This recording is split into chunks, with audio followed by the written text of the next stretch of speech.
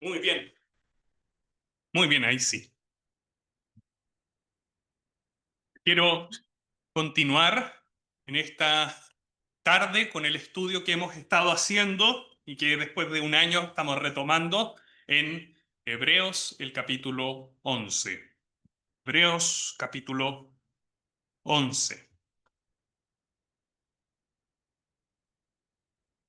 Vamos a leer desde el versículo 23 y vamos a leer hasta el 29, a pesar de que vamos a centrarnos solamente 23, 24, 25 y 26. Dice así la palabra del Señor, Hebreos 11, 23. Por la fe Moisés, cuando nació, fue escondido por sus padres por 3 meses, porque le vieron niño hermoso y no temieron el decreto del rey. Por la fe Moisés, hecho ya grande, rehusó llamarse hijo de la hija de Faraón, escogiendo antes ser maltratado con el pueblo de Dios que gozar de los deleites temporales del pecado, teniendo por mayores riquezas el vituperio de Cristo que los tesoros de los egipcios, porque tenía puesta la mirada en el galardón. Hasta ahí vamos a ver hoy día. Sigamos leyendo un poco más para tener la panorámica entera de Moisés también. Por la fe dejó a Egipto no temiendo la ira del rey, porque se sostuvo como viendo al invisible. Por la fe celebró la Pascua y la aspersión de la sangre para que el que destruía a los primogénitos no los tocase a ellos.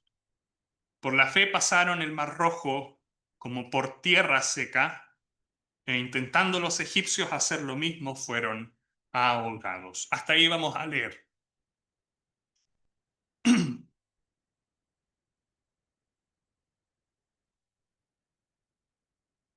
Voy a repetir un poco algo de contexto de esta carta y de este capítulo, capítulo 11. Es un capítulo bastante conocido y bastante ilustre. Es un capítulo que tradicionalmente se le ha llamado el capítulo de los héroes de la fe.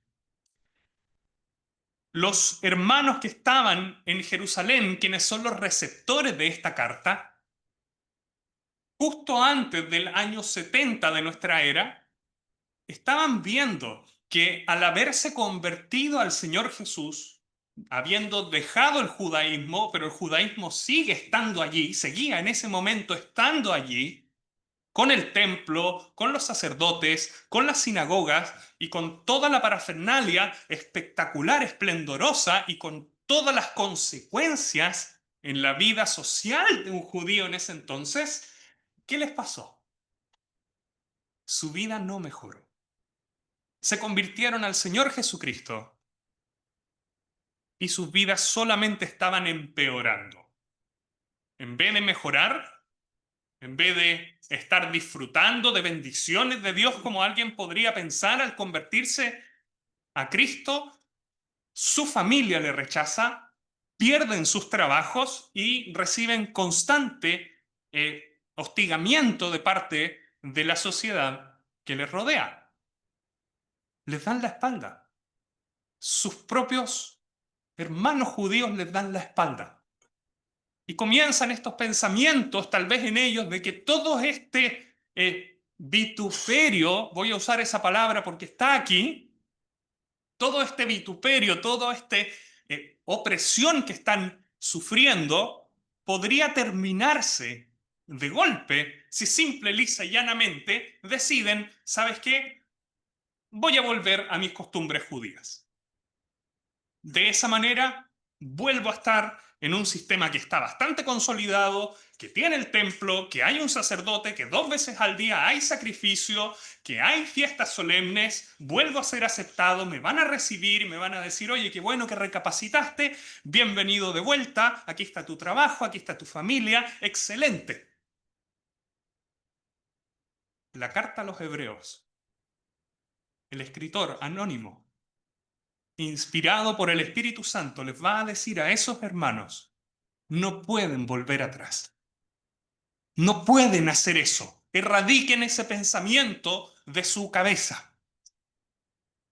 Porque a pesar de que las cosas empeoren temporalmente, ustedes tienen lo que es definitivo.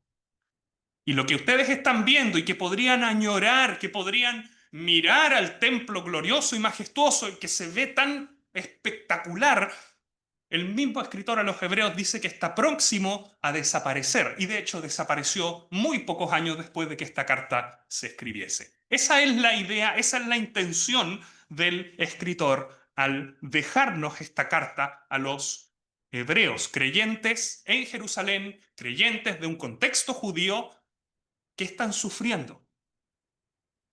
No pueden volver atrás. Eso les dice el escritor. Por lo tanto, él les va a animar a que, lejos de mirar atrás, miren hacia adelante, miren por la fe a las cosas que no se ven. Miren lo eterno, miren a Dios. Y este capítulo 11 tiene la función de ejemplificar que todo lo que ya ha sido expuesto en el libro con respecto al sacrificio mejor de Cristo puede ser alcanzado. Y de hecho Dios así lo diseñó. Y es por la fe. No es un medio nuevo. No es un medio que Dios instauró desde Cristo en adelante, pero hacia atrás había otra forma de ser salvo. No. Desde Abel. Abel está mencionado aquí. Desde Abel. Todo creyente que ha sido salvo mirando algunos, los antiguos, mirando hacia adelante, tal vez sin entender demasiado lo que iba a pasar, pero confiando en Dios, y nosotros que tenemos mayor revelación mirando hacia atrás, hacia la cruz, todos los creyentes han sido salvos por la fe en Cristo Jesús. Vamos a ver algo de eso el día de hoy. El versículo 1 solamente voy a repasar, es pues la fe, la certeza de lo que se espera. Eso, la idea es lo que permite ver la sustancia real de cosas que todavía no se reciben, que solamente se están esperando, pero la fe es la que se apropia de ellas y permite ver lo que es real en ellas, y es la convicción de lo que no se ve. Es la prueba judicial, objetiva, clara, ciertísima de cosas que no pueden ser probadas por medios humanos. Eso es la fe. La semana pasada estuvimos considerando los versículos 20, 21 y 22.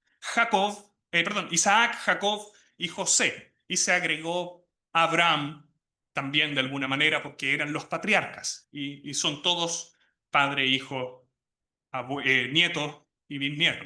Y se mencionan los tataranietos también. ¿Qué aprendimos de ellos? El escritor nos enseña por medio de Abraham, Isaac, Jacob y José que la fe que es de Dios, la fe verdadera, la fe genuina, es una fe que es capaz de llegar a la última instancia, a la muerte misma, y no haber recibido la promesa y seguir creyendo que Dios va a cumplir su promesa. Y ser incluso capaces de bendecir a las generaciones siguientes, como lo hicieron, y se destaca en estos pasajes. Porque Dios va a cumplir sus promesas. Una fe que mira más allá de la muerte. Ellos confiaron en Dios aún más allá de la muerte y no se desanimaron porque se estaban dando cuenta de que se estaban volviendo viejos y no llegaba el cumplimiento de las promesas. Dios las iba a cumplir. Ellos pudieron verlo por la fe. De Isaac aprendimos que la fe puede estar en una vida de muy bajo perfil, en una vida sin méritos grandes, sino que no tiene ningún hecho destacable en sí misma, pero delante de Dios puede ser tremendamente preciosa y tremendamente destacable.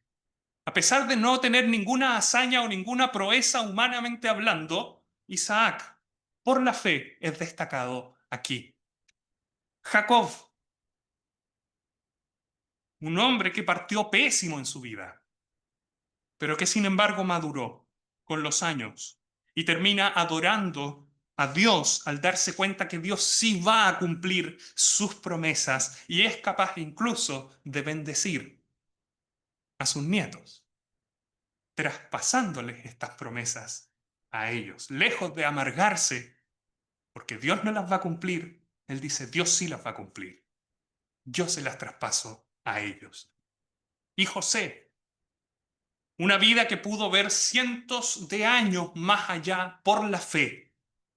Dios les iba a visitar. Dios ciertamente os visitará. Y él pudo ver eso y por lo tanto rechazó privilegios mortuorios como tener una gran tumba o una pirámide y prefirió el deshonor de un ataúd. Y por 450 años fue un faro de luz para un pueblo que estaba creciendo. Hoy quiero ver, después de esos 450 años, vamos a ir a ver a Moisés. Después de José en Egipto, el pueblo de Israel prospera, se multiplica, fueron esclavizados por un faraón que no conocía a José, fueron sometidos a un genocidio, a un infanticidio. Todos los varones, niños varones tenían que morir. Esto está en Éxodo capítulo 1, en honor al tiempo. No lo vamos a leer, vamos a leer después otro pasaje que está en Éxodo 2. Pero este solamente yo voy a citar algunos elementos para poder hacer los puntos. Éxodo 1, 13 y 14, los egipcios hicieron servir a los hijos de Israel con dureza, amargaron su vida con dura servidumbre en hacer barro y ladrillo, etc. Y Faraón, cuando ve que son poderosos, dice lo siguiente, manda a las parteras, diríamos al día de hoy las matronas, a que maten a los varones y dejen a las niñas, a los bebés varones y a las niñas las dejen y preserven la vida. Entonces Faraón mandó a todo su pueblo, cuando las parteras no le hicieron caso, a que el pueblo lo hiciera. No era una cuadrilla puntual, era todo el pueblo. Todo el pueblo tenía que ir, mirar y detectar, aquí hay un bebé, matémoslo. Ahí es cuando nace Moisés. Quiero que veamos algunos elementos de la vida de Moisés, las decisiones que tanto sus padres como él tienen que tomar por la fe y ver cómo esas decisiones fructificaron.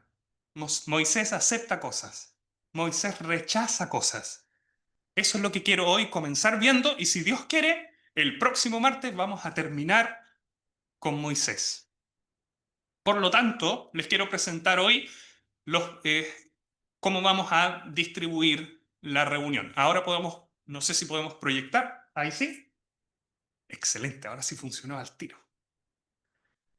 Quiero hablar de Moisés, la fe que vence en primer lugar el miedo, la de los padres de Moisés, la fe que vence el pecado y la fe que vence al mundo. Eso es lo que quiero que veamos y si Dios lo permite, la reunión estará terminada. Versículo 23.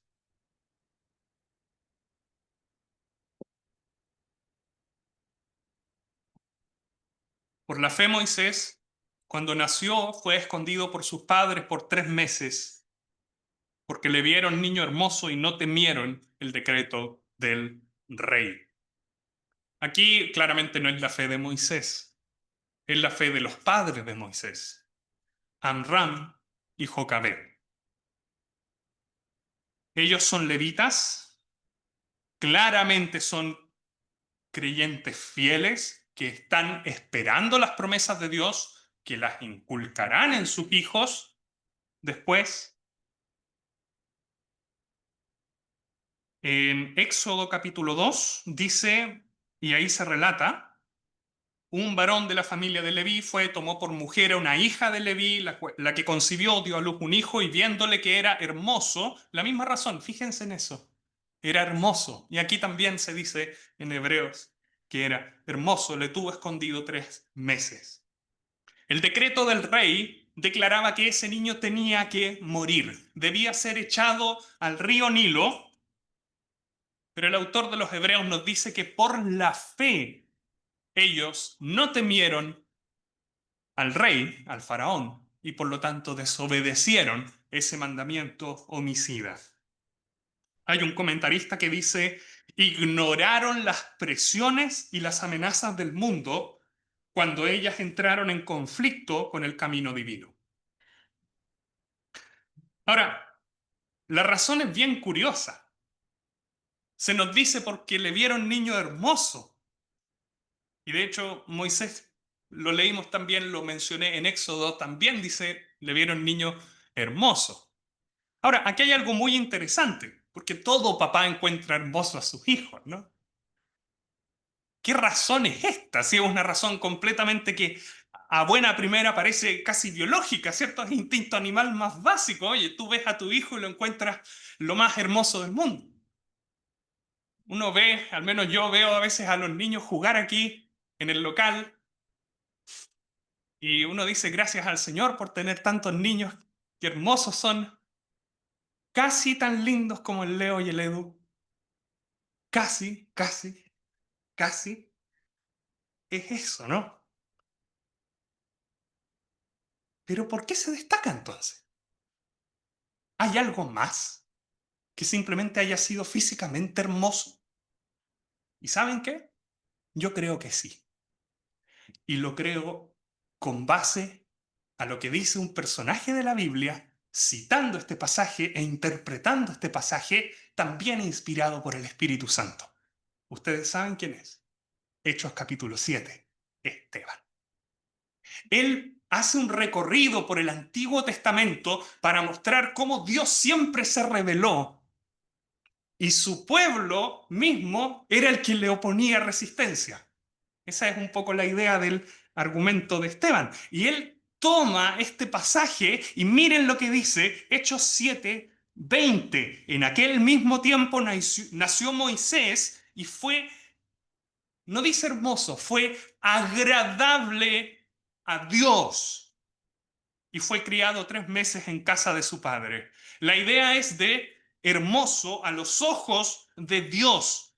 Esa traducción es la que comparten la NBI, la Biblia de las Américas, la Nueva Traducción Viviente, la Reina Valera contemporánea, dice niño que agradó a Dios.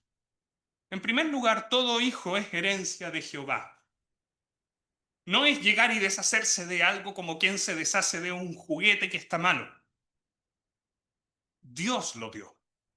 Por lo tanto, deshacerse de él está mal porque es herencia de Dios. Y eso solo se puede ver por medio de la fe. Pero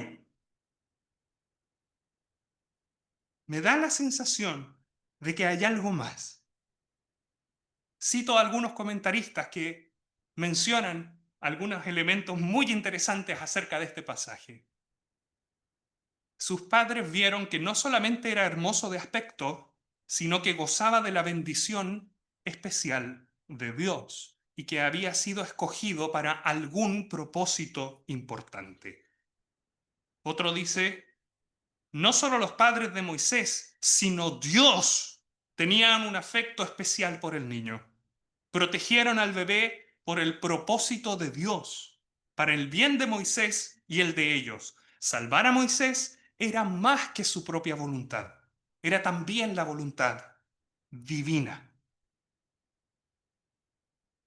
Ellos vieron algo y lo vieron por la fe, algo que no se podía ver con el instinto paternal o maternal. Ellos vieron algo más allá en Moisés. Ellos vieron que Dios tenía algún tipo de propósito, no tenían idea qué, pero vieron ese propósito y dijeron, tenemos que salvarlo, aunque sean todos nuestros vecinos los que van a intentar matarlo. Tenemos que salvarlo. No es fácil esconder un bebé de 3 meses. Llora, necesita atención, Su mamá iba a tener que desaparecer por 3 meses casi. Tuvieron que hacer quizás que malabares para poder hacerlo. Y más encima, ellos mismos no son libres, no es una sociedad libre, ellos son esclavos, no tienen ningún derecho, no tienen ninguna protección legal, podrían haber sido torturados por esa decisión, podrían haber sido asesinados por esa decisión, porque están violando el decreto del rey. ¿Cómo pudieron hacer todo esto? ¿Cómo detectaron que Dios tenía un propósito y cómo aguantaron por, reitero, la fe? Ellos pudieron ver algo más allá. No sé cómo, pero por la fe lo hicieron. Por la fe lo vieron. La fe de ellos pudo percibir lo que la naturaleza no pudo percibir. El propósito de Dios, el camino de Dios. Y por lo tanto, actuaron. No se quedaron de brazos cruzados, actuaron. Ahora, lo que sigue después de esos 3 meses también son puros actos de fe de parte de la familia.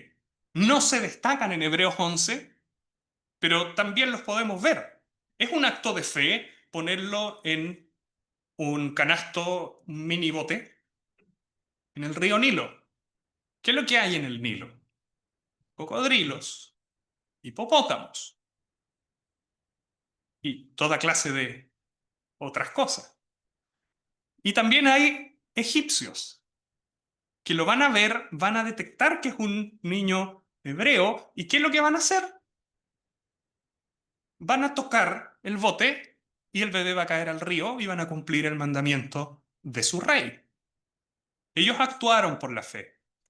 Aun si hubieran tenido la garantía de que iba a poder llegar donde querían que llegara y lo hubieran forzado de alguna manera a donde la hija de Faraón o a alguien de alta nobleza, esa persona de alta nobleza podría haber cumplido el mandamiento de su rey y haberlo matado inmediatamente. Todo lo actuaron por la fe.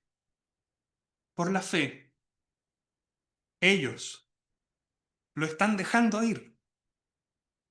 Lo están encomendando a Dios. Dios tiene un propósito. Ellos se dan cuenta, este niño es agradable a Dios. Algo tiene Dios para con este niño Moisés. Por lo tanto, Dios lo va a guardar. Aquí va. Ellos se vieron enfrentados al gran dilema. ¿Iban a temer a Faraón o iban a temer a Dios? En Faraón no había misericordia. En Faraón solo había muerte, solo había opresión, solo había esclavitud. En Dios había liberación, pero por la fe soportaron. Por la fe tomaron la decisión y soportaron y lo escondieron por 3 meses. ¿Qué es lo que nos enseñan, por lo tanto, nosotros, Amram y Jocabed? Que por la fe el temor puede ser vencido. La Biblia nos habla de que el verdadero amor echa fuera el temor, ¿sí? Y eso es cierto. ¿Y saben qué? Aquí hay otro elemento también que echa el temor, la fe. La fe es capaz de mirar aún más allá del temor. La fe en los planes, la fe en el propósito de Dios. Los planes son de Dios. La fe para sujetarnos a esos caminos, aun cuando signifique serios riesgos a nuestra integridad, es lo que se demanda de cada hijo de Dios. Por la fe puedes vencer el temor de hacer la voluntad de Dios, aunque eso signifique angustia y riesgo. Y piensen por favor en los hermanos, lo que les decía al principio, los hermanos del primer siglo, sufriendo riesgos, sufriendo opresión. Y de pronto tienen aquí al autor que les saca a Moisés a colación. Qué animante debió haber sido para ellos, ¿no? ¡Wow! Los santos de la antigüedad se enfrentaron a las mismas presiones que ellos estaban viviendo. No es nuevo. Dios tiene el control, pero temporalmente van a tener miedo, van a tener opresión. Por la fe, lo pueden vencer. Y también nos enseña los padres de Moisés que la fe de los padres de alguna manera sí puede ser un testimonio hermoso y firme de ejemplo para nuestros hijos. Porque Moisés iba a mostrar la misma clase de fe. Vamos a verlo. Vamos al siguiente punto para ver cómo ahora Moisés, cuando ya grande, muestra la misma fe. La fe que vence el pecado. Versículos 24, versículo 25. Por la fe, Moisés, hecho ya grande, rehusó llamarse hijo de la hija de Faraón, escogiendo antes ser maltratado con el pueblo de Dios que gozar de los deleites temporales del pecado. Ahora, los versículos del 24 al 26 de alguna manera dicen lo mismo. Hay una reiteración. Van desde lo particular, desde lo específico que le pasó a Moisés, a lo más general e incluso hacen ciertas aplicaciones. El autor de los Hebreos razona que lo que Moisés hizo tiene aplicaciones espirituales para los creyentes que estaban ahí en el primer siglo y para nosotros el día de hoy. Quiero verlas paso a paso, por lo tanto. Moisés ya es grande, criado en su familia hebrea, recibió conocimiento acerca de la persona de Dios, acerca de las promesas de Dios, pero sin embargo llegó el día en el que tenía que ser entregado al palacio para asumir como príncipe. Esteban, de nuevo, en Hechos capítulo 7, nos dice que Moisés fue, versículo 22, por si alguien lo quiere buscar después, fue enseñado Moisés en toda la sabiduría de los egipcios y era poderoso en sus palabras y obras. ¿Qué recibió Moisés? Una educación de la realeza, política, idiomas, escritura, lectura, gobierno, economía, tal vez políticas públicas, tácticas militares, liderazgo, religión, ciencia, etcétera, etcétera, etcétera. Todo eso recibió Moisés. Y de hecho, el historiador Flavio Josefo menciona que Moisés había adquirido un renombre tal en el ejército de Egipto como general que era conocido en todo el país. Interesante. Y de hecho, hay una tradición judía antigua, no tengo idea si será verdad, pero es citada por algunos autores, que plantea que Moisés tenía una chance real de llegar a ser faraón, a ese nivel. No tengo idea, y vamos a dejarnos de especular si esto era así o no. Sin embargo, lo que sí podemos afirmar con total certeza es que en su contexto social Moisés tenía la mayor dignidad posible. Era el pináculo de la sociedad. Todo lo que Egipto podía ofrecer, Moisés lo tenía. Y cuando llegan los 40 años de Moisés, toda una vida, 40 años, yo no tengo 40 años, sé que hay varios aquí que tienen. Moisés se enfrenta a una decisión. Nadie le impuso esa decisión. No era que a los 40 años se impusiese una decisión. No. Su propia conciencia delante de Dios le impele a tomar una decisión. ¿Qué tenía que decidir? ¿Qué identidad iba a escoger? ¿Iba a ser judío o iba a ser egipcio? ¿Y cómo decidió? Sabemos todos cómo decidió. Pero ¿saben qué? Ya que Moisés escribió Éxodo, ahora sí les quiero pedir que me acompañen a Éxodo 2, porque quiero ver cómo Moisés nos cuenta cómo decidió. Éxodo capítulo 2, dice así el versículo 10. Cuando el niño creció, ella lo trajo a la hija de Faraón, su mamá, la cual lo prohijó y le puso por nombre Moisés, diciendo, porque de las aguas lo saqué. En aquellos días no está ese título y no están los versículos en el original, es una continuidad total. No está ese título que dice Moisés huye de Egipto, eso no está. En aquellos días, después de que llegó a palacio, a los, no sé, 15 años, 17 años, no recuerdo, no lo sé. En aquellos días sucedió que crecido ya Moisés salió a sus hermanos y los vio en sus duras tareas, etcétera, etcétera. Fíjense en la naturalidad del pasaje. Reitero, no hay versículos y ese título no está en el original, ese de Moisés huye de Egipto.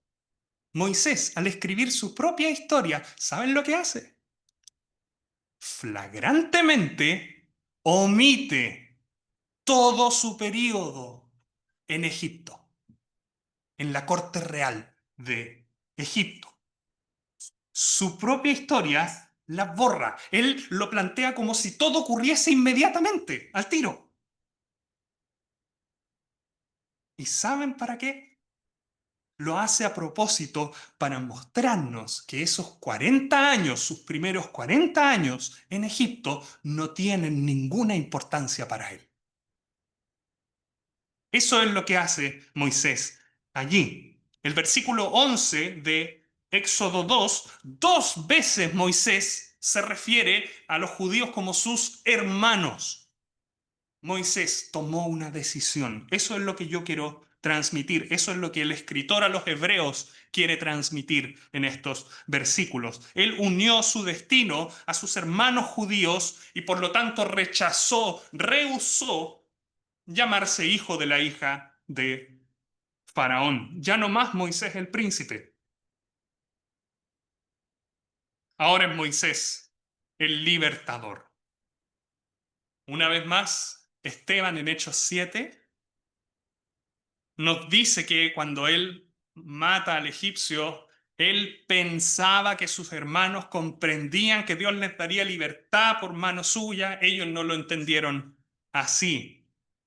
Moisés sale a ver a sus hermanos para liderarlos en una sublevación. Eso es lo que está pasando. Moisés entiende que Dios va a dar liberación. ¿Está equivocado en los tiempos? ¿Está equivocado en la forma? Sí. Pero por la fe entiende que Dios va a dar liberación por él. Y de hecho, cuando mata al egipcio y al día siguiente es descubierto, le dicen, ¿quién te ha puesto a ti por príncipe y juez sobre nosotros? Así se veía Moisés para con ellos, como príncipe y juez. Las cosas no salieron como Moisés las tenía planeadas. Tuvo que huir, pasó otros 40 años en el desierto. Dios trabajó en él, en Madián. Pero vuelvo a Hebreos 11. No es ese el punto. El punto del escritor de Hebreos es que Moisés tomó una decisión. Ya no se iba a identificar con las glorias de Egipto, se iba a identificar con sus hermanos judíos oprimidos. Rehusó, pero al mismo tiempo escogió, dice el versículo 25. Escogió antes ser maltratado con el pueblo de Dios. ¿Se acuerdan de Ruth? Tu pueblo será mi pueblo, tu Dios mi Dios. Moisés se preguntó eso antes que Ruth. ¿Cuál va a ser mi pueblo? ¿Quién va a ser mi Dios? Moisés escogió privación, sufrimiento, opresión, peligro, angustia, hambre, calumnias, murmuraciones a futuro y rehusó gloria, esplendor, comodidades, cultura, posición, dinero, fama, etc. Para Moisés, dice un comentarista, la expresión pueblo de Dios no era fraseología religiosa vana. Realmente creía que Israel mantenía una relación espiritual con el Dios vivo. Comparado con eso, dice este comentarista, la vida en la corte de Egipto era de pobre calidad, indigna. Moisés se dio cuenta de dos cosas en Egipto. Primero, que todo lo que Egipto podía darle era temporal, tenía fecha de vencimiento, no duraba más allá que esta vida. ¿Podría disfrutarlo? Sí, pero igualmente iba a llegar a la muerte y luego ¿qué iba a hacer de él? Era temporal, deleites temporales. dice el escritor a los hebreos. De hecho, todo en Egipto recordaba la muerte. Las pirámides eran tumbas. Los grandes mausoleos, las mastabas, tumbas de distintos tamaños, gritaban a quien lo mirara y pensara un poco: la vida se termina. Esto es temporal. Sin embargo, a pesar de que el pueblo de Israel no tenía nada que ofrecer en este mundo, Moisés por la fe ve algo que es más allá, ve algo eterno, ve a Dios, al Dios de las promesas, actuando en su pueblo, y él dice: yo me voy a identificar con ellos, porque yo no quiero lo temporal. ¿Y saben qué otra cosa se da cuenta Moisés? Lo que tiene que rehusar. Dice los deleites temporales, ya lo vimos, pero dice del pecado. Escogió ser maltratado con el pueblo de Dios que gozar de los deleites temporales del pecado. Ahora, Egipto no es como Sodoma. Egipto no es como la Alemania nazi, no sé. No era una sociedad particularmente pecadora, pecaminosa, brutal, grotesca en su pecado. No. De hecho, era una sociedad bastante civilizada. Obviamente, como buena sociedad antigua, tenían leyes mucho más estrictas. Ya vimos un infanticidio terrible que hubo. Sin embargo, todo fluía de una manera bastante ordenada en Egipto. Los placeres de Egipto no eran cosas grotescamente pecaminosas, viciosas, salvajes o brutales. Eran vanas, eran vacías. Era simplemente que Dios no estaba allí. Eran distractores para acallar lo eterno y centrarse solo en esta vida. Ese es el punto. Eso es lo que Moisés detecta y dice: ¿sabes qué? Si yo cedo ante eso, va a ser un pecado. No porque sea grotesco en sí mismo, sino porque me distrae del propósito de Dios. ¿Saben lo que nos enseña eso? Estos versículos a nosotros. Que así como Moisés tuvo que tomar una decisión, nosotros también tenemos que tomar decisiones. ¿Qué pueblo será mi pueblo? ¿Qué Dios será mi Dios? Literalmente en el caso de Moisés, ¿qué madre será mi madre? En el caso de nosotros, ¿vamos a ser hijos del mundo o vamos a ser hijos de Dios? ¿Cómo nos vamos a comportar? ¿Cómo vamos a actuar? Moisés vio esta decisión y rehusó. No se puede ser hijo de dos papás o de dos mamás. Moisés lo vio y él dijo: yo no quiero ser hijo de la hija de Faraón, yo quiero ser hijo de Jocabed, la oprimida, porque Dios está allí.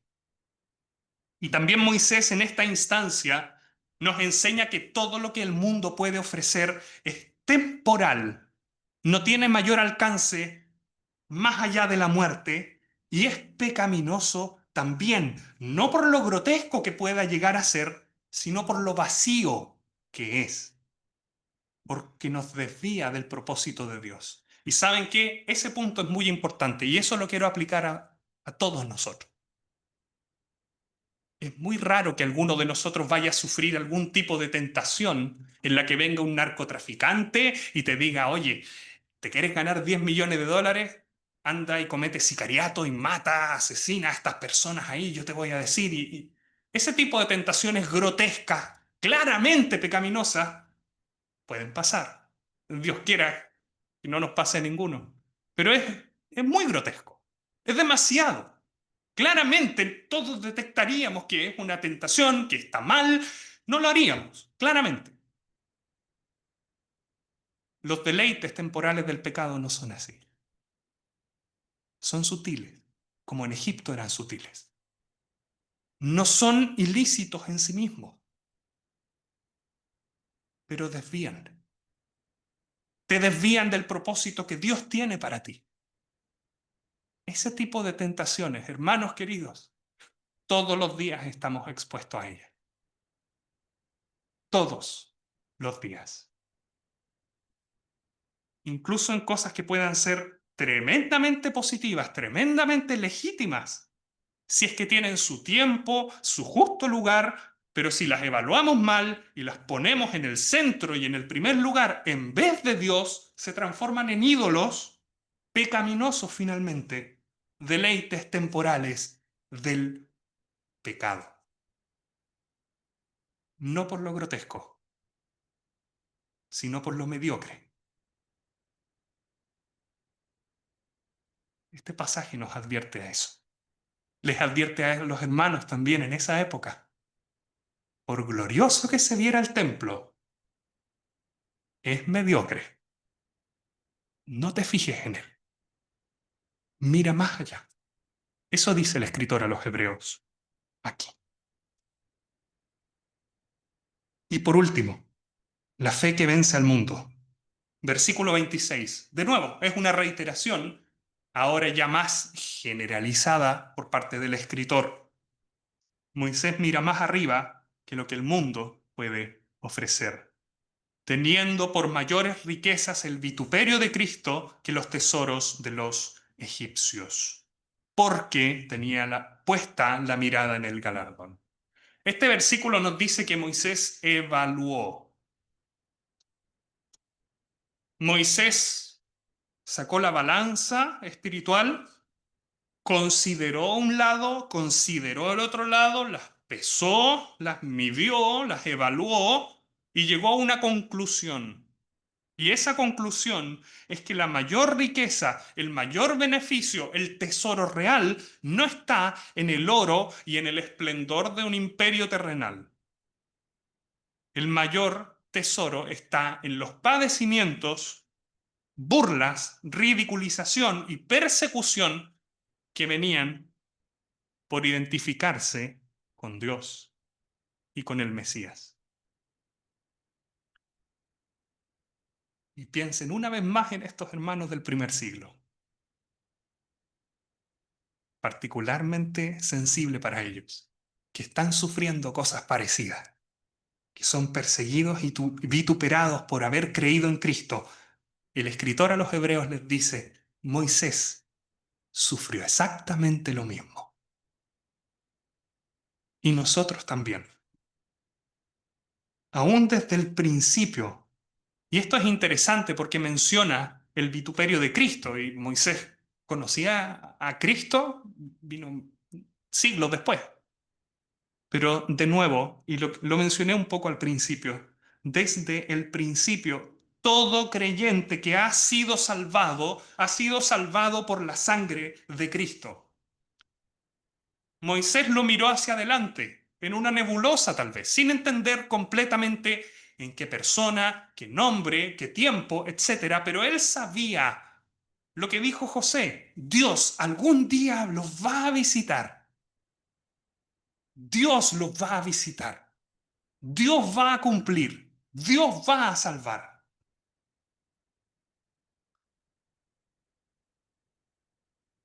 Y lo creyó.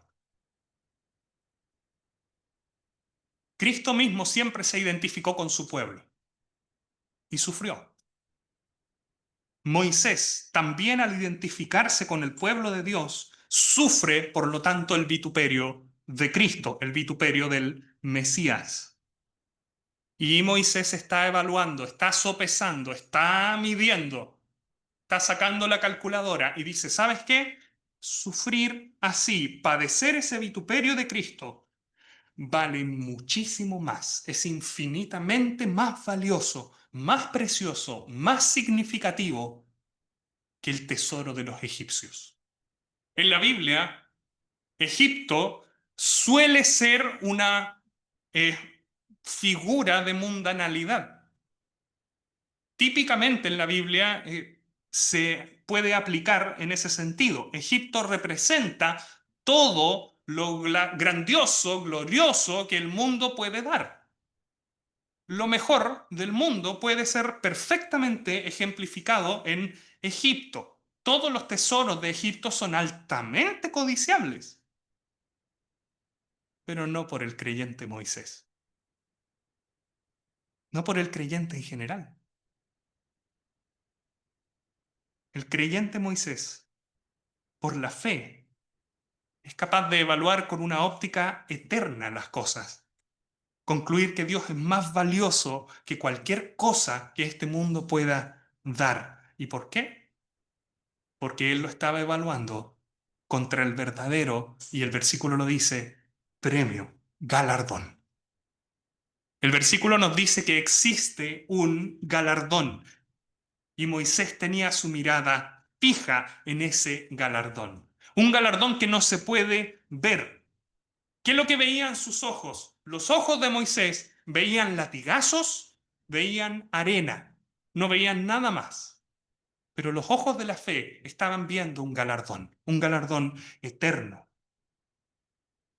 Y por la fe puede ni siquiera solamente verlo, sino que es capaz de apreciarlo, evaluarlo y ver toda instancia de su vida y todo lo que me ofrece el mundo y decir, sabes que este galardón es infinitamente mayor.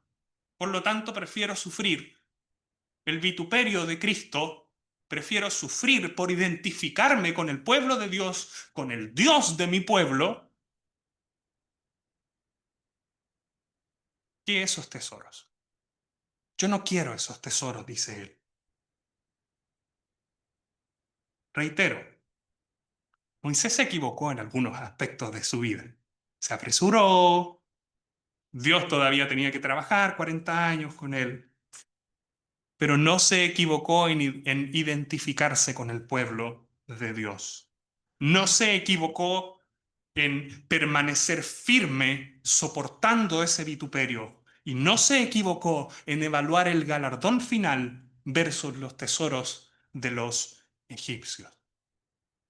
Eso es lo que destaca el escritor a los hebreos aquí. ¿Qué es lo que nos enseña finalmente entonces Moisés en esta faceta?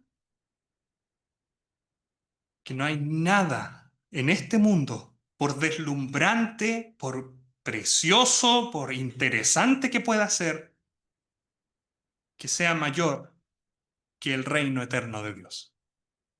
Nos hace bien recordar esto, que aún sigue valiendo la pena llegar a perderlo todo en el mundo para ganar a Cristo, porque Cristo es infinitamente más valioso. Y también este pasaje nos enseña que la única manera de evaluar correctamente todas estas cosas no es por medio de las capacidades naturales, es la fe, por la fe. En conclusión, los padres de Moisés,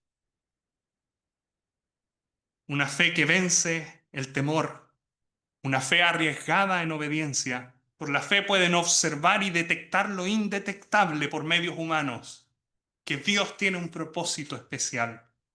Por la fe no temen el decreto del rey, arriesgan sus propias vidas, actúan conforme a Dios. Y tú y yo somos llamados a actuar exactamente igual, conforme al plan y al propósito de Dios revelado para nosotros, aún si tenemos miedo. Una fe que vence al miedo. Moisés, versículo 24, rehúsa al privilegio máximo, a la gloria que no viene de Dios. Escoge, por otro lado, el maltrato en identificación con el pueblo de Dios. Evalúa como mayor, versículo 26, evalúa como más importante, como mejor, como más valioso el ser oprimido por causa de la voluntad de Dios que disfrutar de lo que es temporal y que por lo tanto es pecaminoso. Una fe que vence el pecado, por lo tanto, se mantiene firme en el propósito de Dios. Y por último, versículo 26, fija la mirada en el galardón. Hay un galardón eterno, mayor que cualquier cosa que lo que este mundo pueda dar. Una fe, por lo tanto, que vence al mundo y todo lo que el mundo pueda ofrecer. Moisés parte 1. Muchas gracias a todos por su atención. Que el Señor bendiga su palabra. Vamos a orar. Padre Celestial, te damos las gracias por el ejemplo que tú nos das de Moisés, tu siervo. Aún sin tener revelación como la tenemos nosotros, él actuó conforme a la fe. Y tú nos llamas a exactamente lo mismo. Nuestro Padre, te damos gracias por ser en Cristo Jesús partícipes del mismo llamamiento santo. Y te rogamos que nos ayudes en nuestra carrera que tenemos por delante. Bendice a cada uno de los que estamos aquí y bendice a los que no pudieron venir también. Te rogamos, Padre Celestial, que tú guardes a tu iglesia, que tú nos prosperes espiritualmente, que nos hagas crecer y que nos bendiga. Padre, queremos quedar ahora en tus manos para el retorno a nuestros hogares y lo hacemos en el nombre precioso de tu Hijo, nuestro Señor Jesús. Amén.